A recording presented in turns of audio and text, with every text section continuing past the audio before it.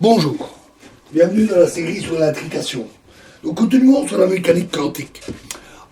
Utilisons l'expérience de Young et au lieu d'utiliser des vagues, par exemple, nous pouvons essayer de faire l'expérience avec des particules quantiques telles que des photons ou des électrons. On va les envoyer, par exemple, avec une source de lumière telle qu'un laser ou un canon électron, comme ceux qui sont utilisés dans les anciennes télévisions à écran cathodique qui, à l'intérieur, envoie un faisceau d'électrons qui frappe l'écran et permet ainsi un écran fluorescent qui permet ainsi d'afficher l'image de l'écran de télévision. Donc, au début, prenons notre paroi avec nos deux fentes et notre source, par exemple, d'électrons. Et au début, on va boucher une des fentes. On n'en laisse qu'une seule ouverte.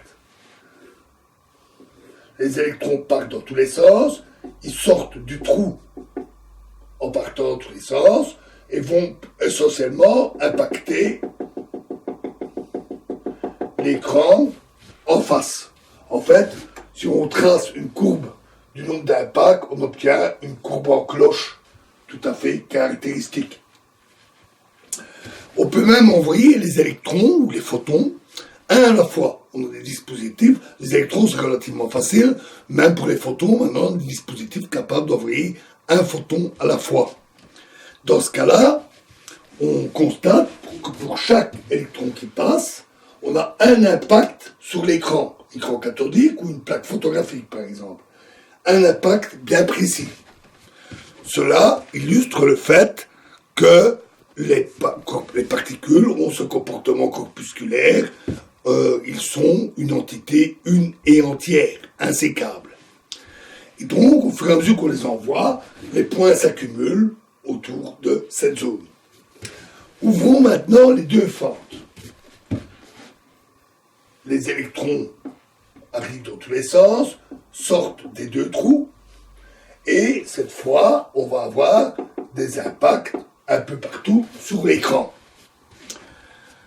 À nouveau, un impact à la fois pour chaque électron envoyé bien séparément des autres. Si on laisse les impacts s'accumuler au cours du temps, on constate alors que ceux-ci s'accumulent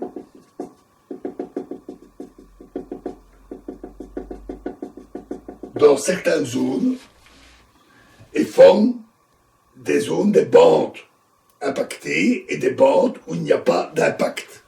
Ce qu'on observe donc, c'est une figure d'interférence, exactement comme pour les ondes. Donc, nos particules ont beau être une et entière et insécables, elles ont bien un comportement ondulatoire, comme les ondes. D'ailleurs, ce phénomène, avec les électrons, est exactement le principe qui est utilisé dans les microscopes électroniques. Sous une forme un peu plus sophistiquée, on utilise des bobines magnétiques, des plaques électriques pour dévier les électrons. C'est l'équivalent des lentilles dans les microscopes optiques pour obtenir une figure et on exploite ainsi leurs propriétés ondulatoires comme dans un microscope optique. Si on n'a qu'une seule fente, l'électron qui sort de la position X1, on va noter X2, l'état est X1, et il arrive sur l'écran, il n'y a pas d'interférence. Supposons maintenant que les deux fentes sont ouvertes. Dans ce cas-là, un électron part aléatoirement, sa direction est totalement indéterminée. On s'arrange pour avoir une telle situation, bien sûr. Sa position est totalement indéterminée. C'est en fait équivalent à une onde sphérique, comme lorsqu'on jette une pierre dans l'eau et qu'on a des vagues circulaires. L'électron passe par les fentes et il peut passer par les deux fentes. Son état est alors X1 plus X2. Ces deux composantes se propagent sur l'écran et elles se propagent comme les ondes. Il y a des chemins différents, et des phénomènes d'interférence, exactement comme pour les ondes. Le formalisme mathématique qui décrit cela est d'ailleurs strictement identique.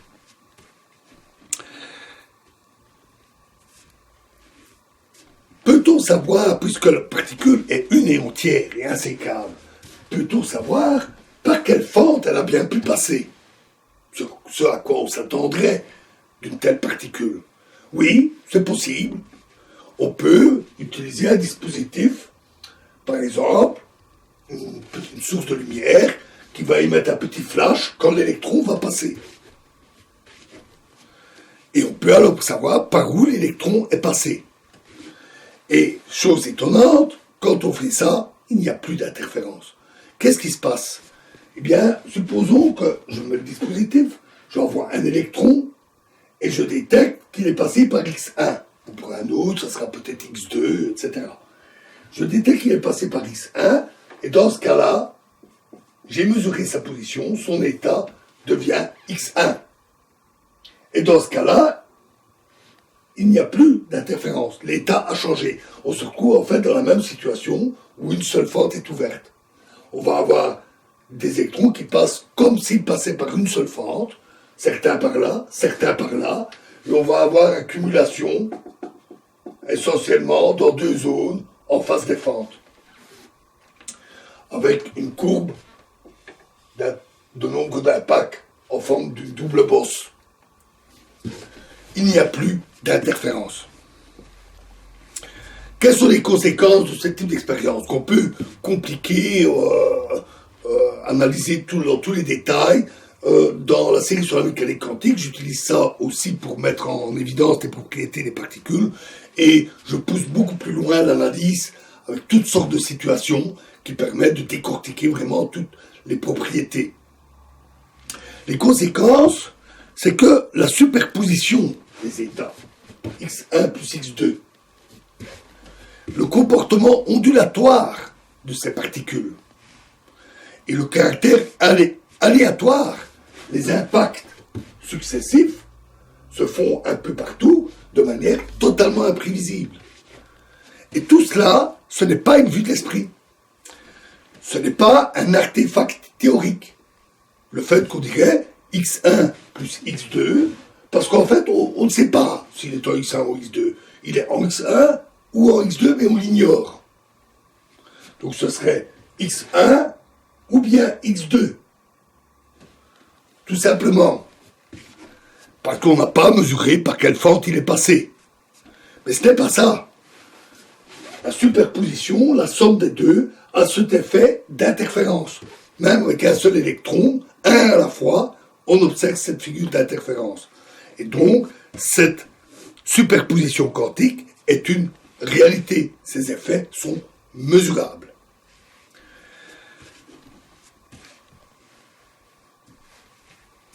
Considérons maintenant que l'on a deux particules ensemble. Notre notation, comment allons-nous faire pour noter l'état de deux particules? Eh bien, c'est très simple. On va noter l'état 1, 2. Ou alpha, bêta, ou toute autre chose. C'est l'état de la première particule et de la deuxième. Tout simplement, ne nous compliquons pas la vie. On pourrait avoir par exemple un état comme x1, x2. C'est-à-dire, la première particule est en x1 et la deuxième particule est en x2, à deux endroits, dans deux particules. Bien sûr, ici aussi, on va avoir des superpositions. Par exemple, x1, x2, plus x3, x2. Cet état veut dire que la première particule, c'est x1 plus x3, un état superposé, et la deuxième particule, elle est en x2.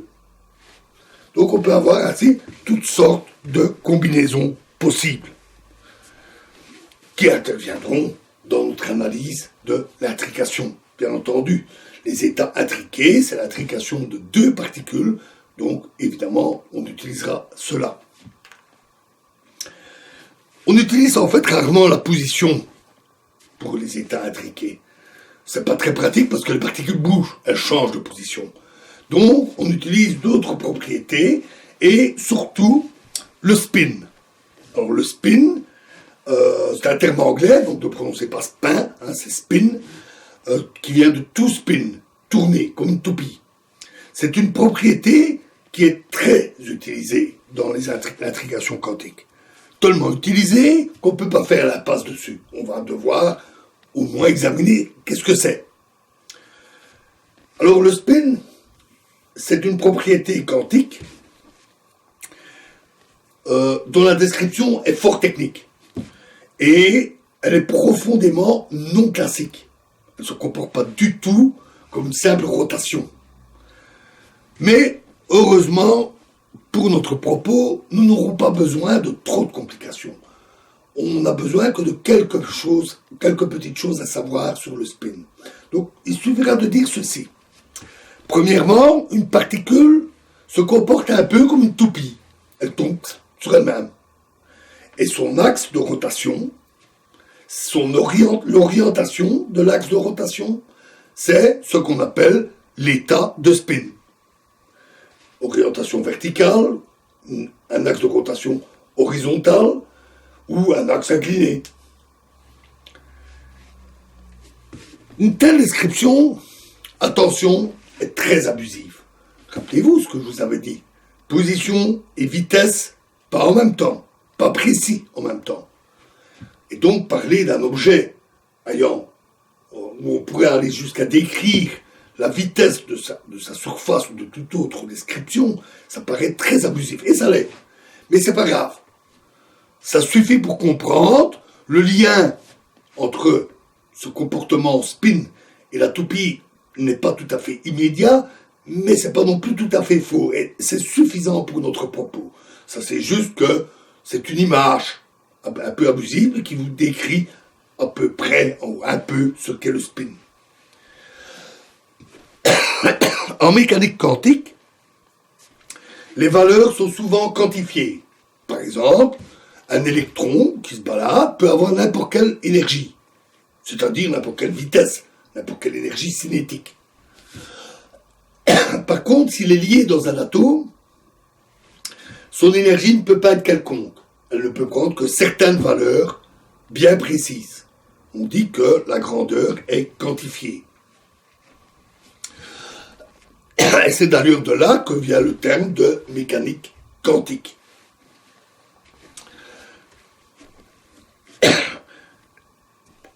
Le spin aussi est quantifié. Ainsi, les photons et les électrons ont la particularité d'avoir deux états de spin dits de base.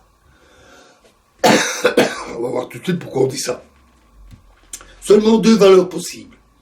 Par exemple, si on prend l'orientation verticale, un spin vertical, le spin peut être vers le haut, donc une toupie qui tourne comme ceci, ou vers le bas, qui tourne dans l'autre sens.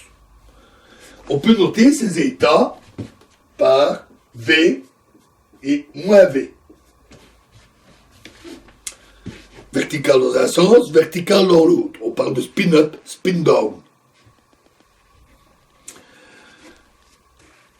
On peut aussi avoir des superpositions quantiques, comme pour les positions. On peut avoir toutes sortes de superpositions. Et on peut, par exemple, avoir un spin horizontal. On peut noter H et O. J'ai parlé de deux valeurs. Là. Voilà que j'en rajoute une troisième. Bien non, en fait, H est une superposition quantique de V et de moins V. Il n'y a en réalité que deux états qui peuvent se combiner de toutes sortes de manières. D'où deux états de base qui se combinent pour donner toutes sortes d'états. La combinaison n'est pas simple. Ce n'est pas juste une addition. Il y a des coefficients qui sont des nombres complexes. Heureusement, nous n'avons pas besoin de détailler cela. Ce n'est pas nécessaire. Simplement, c'est une combinaison. C'est tout ce qu'il y a à savoir. Et on peut donc, par ces combinaisons, ces superpositions, avoir des spins inclinés de toutes sortes d'angles.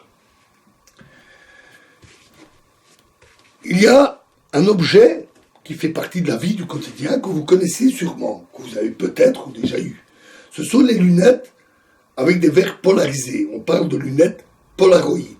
Souvent des lunettes fumées en général. Pas toujours, parfois elles sont juste Polaroid. Ce sont des lunettes anti-éblouissement parce qu'elles ont la particularité de filtrer les reflets. Quand on conduit par du grand soleil, dans certaines régions, ces lunettes sont bien pratiques pour éliminer les reflets. En fait, ces lunettes filtrent la polarisation de la lumière. Les ondes électromagnétiques ont une polarisation, c'est-à-dire une orientation, qui peut là être aussi verticale, horizontale, inclinée. Et il se fait que lorsque la lumière se reflète sur une flaque d'eau, sur un pare-brise, il y a polarisation de la lumière. Elle prend une orientation privilégiée. Et ces lunettes vont filtrer la polarisation et éliminer en grande partie ces reflets. Et la polarisation verticale, horizontale, inclinée, c'est exactement le reflet du spin, des photons. N'oublions pas que les ondes électromagnétiques, la lumière, est composée de particules quantiques appelées photons. Les photons sont une autre manière de décrire la lumière. À un niveau classique, on le décrit par des ondes, par les ondes électromagnétiques, avec la théorie dite de Maxwell, de l'électromagnétisme, qui date du 19e siècle, ou on peut la décrire à un niveau plus fondamental, avec les photons, par la théorie quantique. C'est la même chose. La théorie quantique est plus complète, plus précise. Et la lumière n'est pas des ondes électromagnétiques et des photons. On peut la voir comme une onde électromagnétique ou comme des photons. Elle est une et une seule chose, et on peut la décrire d'une manière ou d'une autre. Et le spin des photons, c'est la polarisation de la lumière. Cette fois, la correspondance est parfaite. Pas comme avec les toupies. Donc, voilà un exemple où le spin peut se manifester à notre échelle, à une échelle qui nous est accessible. Ces verres polarisants, ces filtres polarisants, Polaroid, peuvent servir à mesurer le spin.